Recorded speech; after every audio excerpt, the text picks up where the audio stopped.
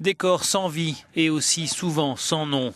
Ces migrants qui, comme tant d'autres, se sont noyés en tentant de traverser la Méditerranée ne seront peut-être jamais identifiés, faute de papiers et autres éléments permettant leur rapprochement avec un proche. En Grèce, les équipes médico-légales traitent des dizaines d'échantillons d'ADN. Mais le manque d'informations et d'échanges de données entre pays reste un obstacle à l'identification.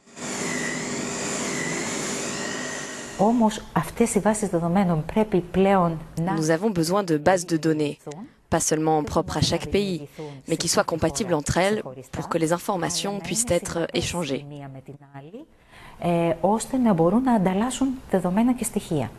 Le corps de ce bébé a été retrouvé à des dizaines de kilomètres du lieu du naufrage de l'embarcation dans laquelle il se trouvait.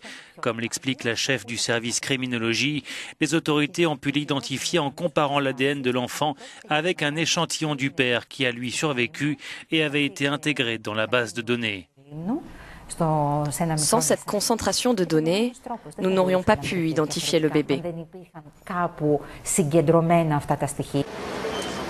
Depuis le début de l'année, près de 3000 migrants ont péri en Méditerranée.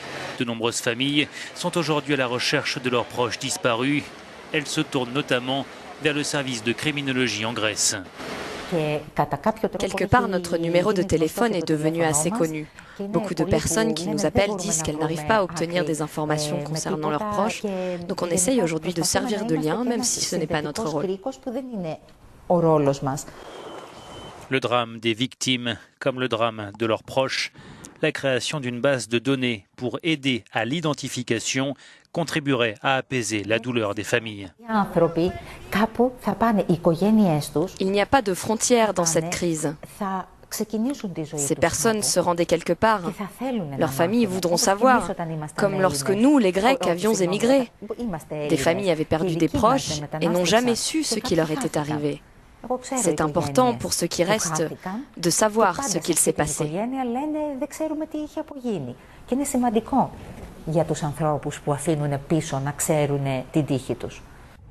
Un cimetière pour migrants sur l'île de Lesbos. Sur les stèles, souvent, un numéro, la date d'un naufrage ou une estimation d'âge à la place d'un nom.